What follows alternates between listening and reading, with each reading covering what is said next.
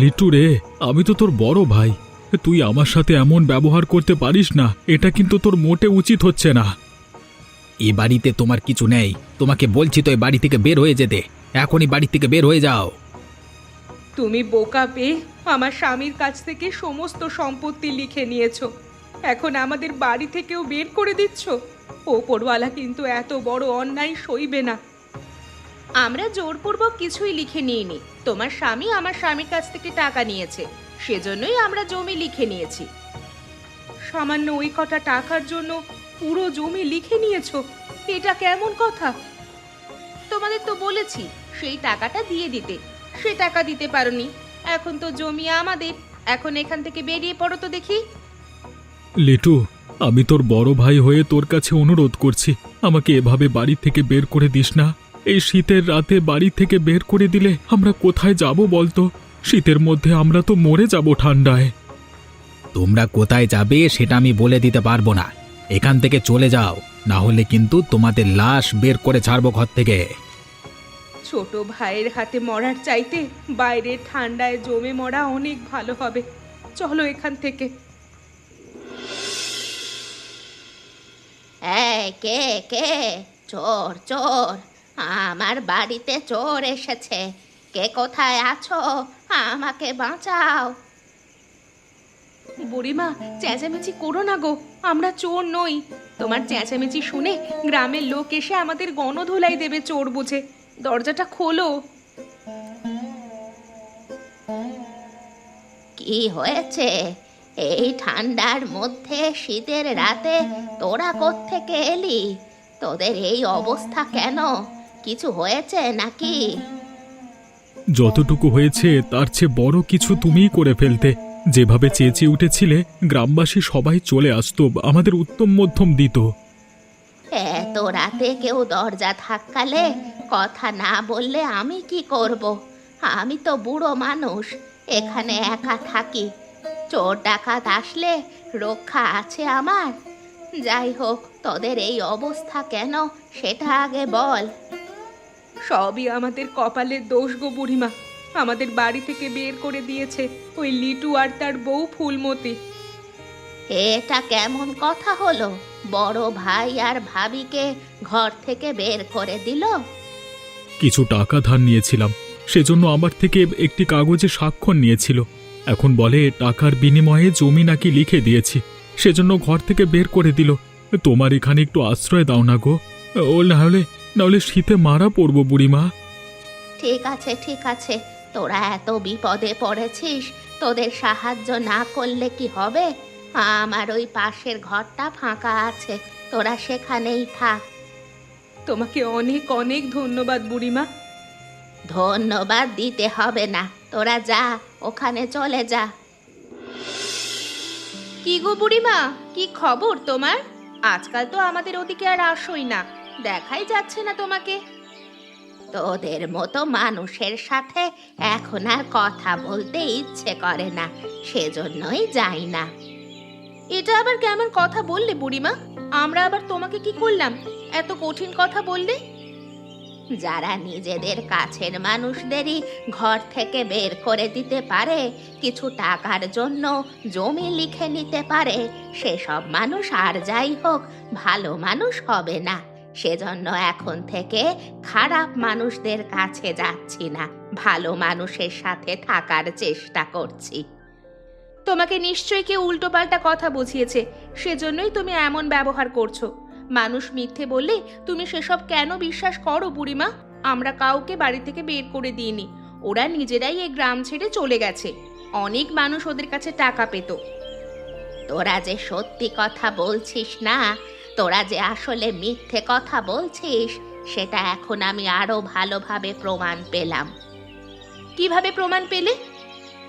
তোরা ফজলু ও ময়নাকে বের করে দিয়েছিস। তোরা বলছিস গ্রামের অনেক মানুষজন নাকি টাকা পেত, সেজন্য তারা পালিয়ে গেছে, কিন্তু এটা আসলে মিথ্যে কথা।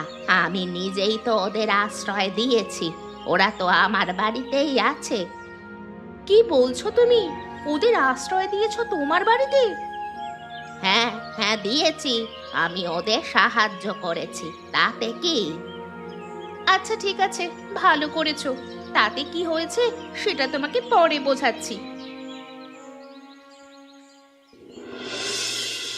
তুমি এখানে বুড়ি, আমি তো তোমার কাছেই যাচ্ছিলাম।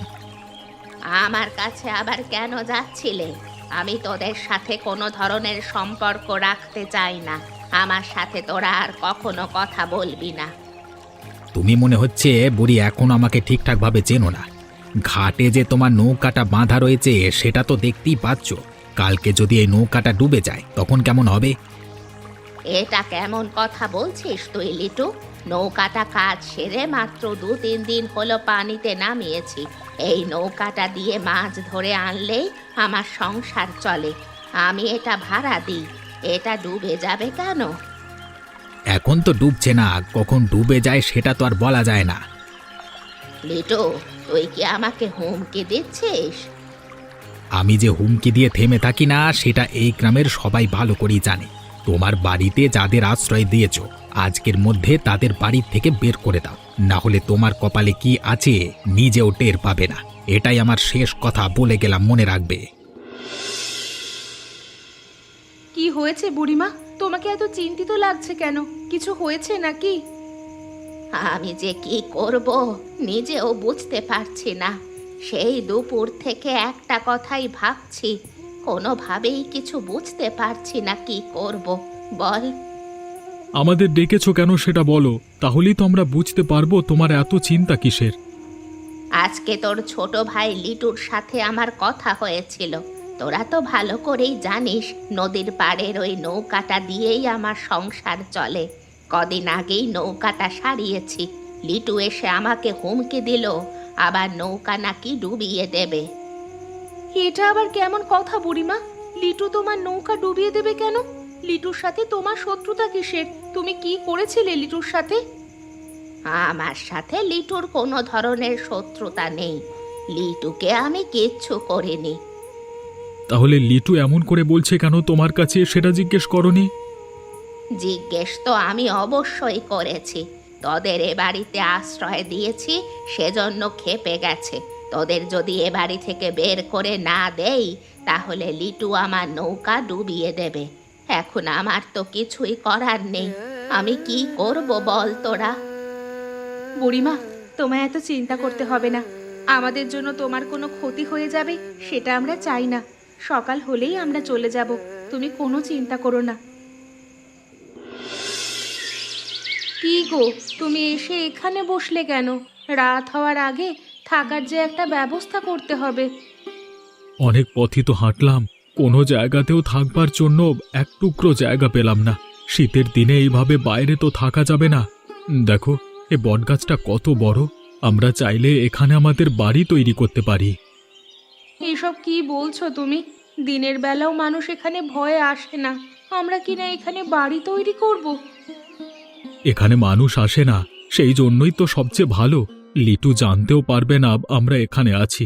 লিটু যদি জানতে পারে আমরা অন্য কোথাও আশ্রয় নিয়েছি তাহলে নিশ্চয়ই সেখান থেকেও আমাদের তাড়িয়ে দেবে। সেজন্য আমরা এই দূরে এসে এই বটগাছের নিচে আমাদের ঘর তৈরি করব। বটগাছটা কত বড়, দুপাশ দিয়ে বেড়া দিতে হবে না। বাতাস এমনিতেই বটগাছে আটকে থাকবে। শীতের দিনে মনে হচ্ছে কষ্ট কম হবে এখানে। তুমি যে বুদ্ধিটা দিয়েছো একদম খারাপ নয়, বুদ্ধিটা ভালো আছে। আমি কখনো খারাপ বুদ্ধি দিই নাকি? আমার বুদ্ধি সবসময় ভালো থাকে। এতই বুদ্ধি যে নিজের সম্পত্তি ছোট ভাইকে সব লিখে দিয়েছো। একই কথা বলে আর কত কথা শোনাবে? এখন একটু বাদ দাও না, আসো ঘর তৈরির কাজে লেগে পড়ি দুজন। চলো চলো, কাজ শুরু করে দেই। তোকে এত করে বললাম এই রাস্তাটা ভালো না, এখান দিয়ে যাওয়ার কোনো দরকার নেই, তাও আমার কোনো ধরনের কথাই শুনলি না। আগে সবার মুখে শুনে এসেছি রাস্তাটা ভালো না, আজকে সেজন্য নিজেরাই আসলাম, দেখি রাস্তাটার কি হয়েছে। আসবি তুই একা আসতিস, আমাকে আনলি কেন? আমি কি তোকে জোর করে এনেছিলাম নাকি? তোকে তো বললাম তুই অন্য পথ দিয়ে যা, তুই আমার সাথে আসলি কেন? তুই ভালো করেই জানিস একা আমি রাতে হাঁটতে ভয় পাই। তুই যেখান দিয়ে যাবি আমি তোর পেছনে পেছনে সেখানেই যাব, ঠিক আছে? সেজন্য তুই এই পথ বেছে নিয়েছিস। তাহলে এখানে আবার আমার দোষ কোত্থেকে আসলো সেটা বল। দোষের কথা নয়, আমার ভীষণ ভয় করছে রে। চল এখন আমরা ফিরে যাই, অন্য রাস্তা দিয়ে বাড়ি ফিরি। শুধু যে এজন্য এখানে এসেছি এমনটা নয়, অন্য পথ দিয়ে বাড়ি যেতে দ্বিগুণ সময় লাগে। আজকে এমনিতেই দেরি হয়ে গেছে, সেজন্য তাড়াতাড়ি ফেরবার জন্য এখান দিয়ে এসেছি। আরে লালন, চেয়ে দেখ এই বট গাছের ওখান দিয়ে কিভাবে ধোঁয়া উঠছে আকাশের দিকে। হ্যাঁ, নিশ্চয়ই বট গাছের ওখানে কোনো শয়তান কিছু রান্না করছে। মানুষের মগজ রান্না করছে কিনা কে জানে। আমার পাগুলো কাঁপছে রে। তুই তো ঠিক কথাই বলেছিস, এখন তো আমারও ভয় করছে। পালা রে দুলাল, পালা। কি হয়েছে কি? আজকে দেখছি গ্রামের সবাই এখানে মজা জমিয়েছ। দুলাল এবং লালন কি এমন গুরুত্বপূর্ণ কথা বলছে? তোমরা সবাই মনোযোগ দিয়ে শুনছো?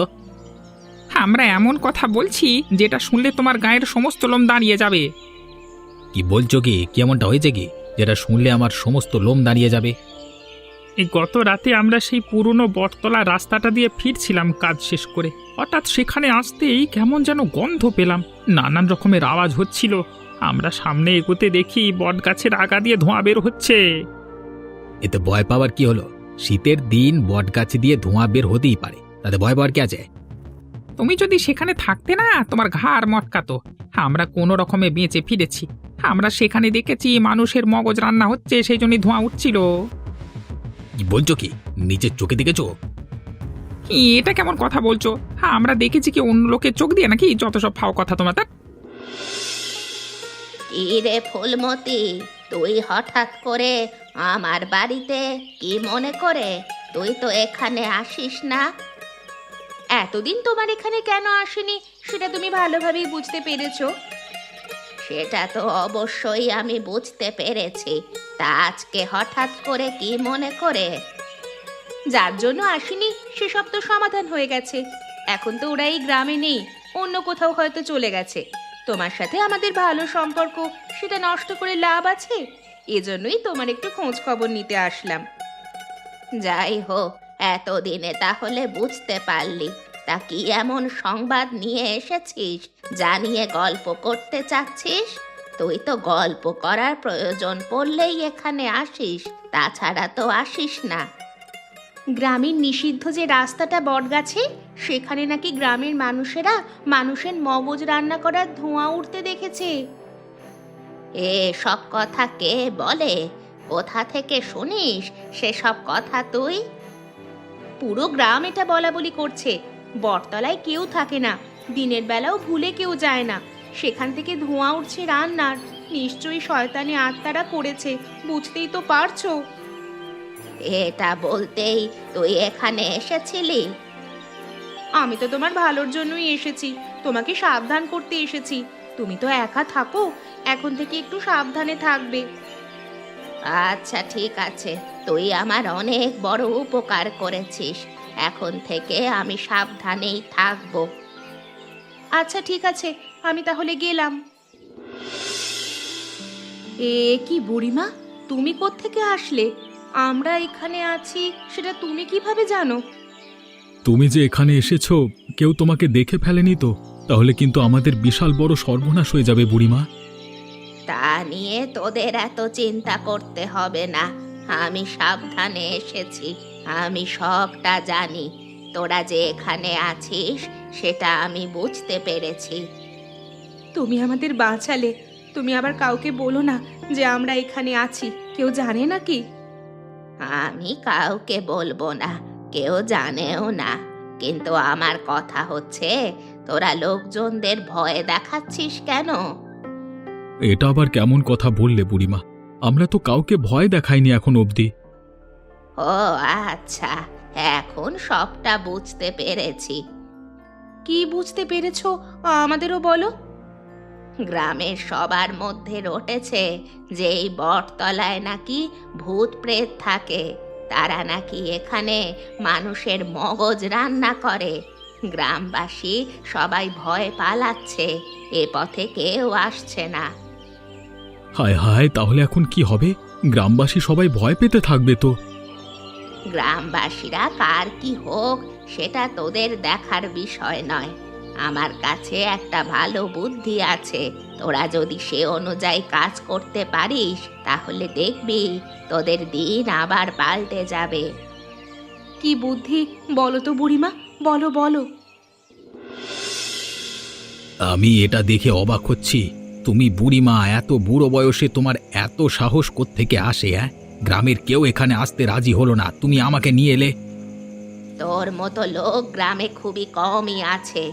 আমিও সব ভূত প্রেতে বিশ্বাস করি না, সেজন্য তুই তো সাহসী, তোকে নিয়ে এখানে আসলাম। দুজনে গিয়ে দেখবো ওখানে কি হচ্ছে। একদম গ্রামের সকল গুজব আমরা ভাগিয়ে দেব। ওই তো দেখা যাচ্ছে বট গাছের ওপর দিকে রান্নার ধোঁয়া উঠছে। আসলে এই ধোঁয়া শীতের জন্যই সৃষ্টি হচ্ছে, ধারে গেলেই বুঝতে পারবো। একদম একদম। হে কি, মাটির চাকটা কে মারলো? কাউকে তো দেখতে পাচ্ছি না। বুড়িমা, আমার তো প্রচন্ড ভয় লাগছে। তার মানে লোকের মুখে যা শুনেছিলাম তাই কি সত্যি হতে যাচ্ছে? কেমন যেন একটা মানুষ পোড়ানোর গন্ধ পাচ্ছি। বুড়িমা, তুমি আমাকে এখানে কেন আনলে? এখন আবার কি হবে? ওরে বাবা রে, ওই ভূত প্রেতগুলো এলো রে। আজকে মনে হচ্ছে আমাদের মগজোরা রান্না করে খাবে। আমাকে বাঁচাও, ভূত এসেছে, বাঁচাও, আমাকে বাঁচাও। এখন আমার কি হবে গো বুড়িমা? আমার স্বামীকে তো ভূতে পেয়েছে, এখন কি হবে বলো তো? এতদিন তো আমরা বলেছিলাম, তোমার স্বামী সেটা বিশ্বাস করেনি, এখন নিজেই বুঝলো কি মজা। এই ভূত আর কোনোদিন লিটুকে ছাড়বে না। এই সব বুড়ির দোষ। আমার স্বামীকে তুমি সেখানে নিয়েছিলে, কেন নিয়েছিলে গো? কিরে লিটু, তোর বউ এসব কি বলছে?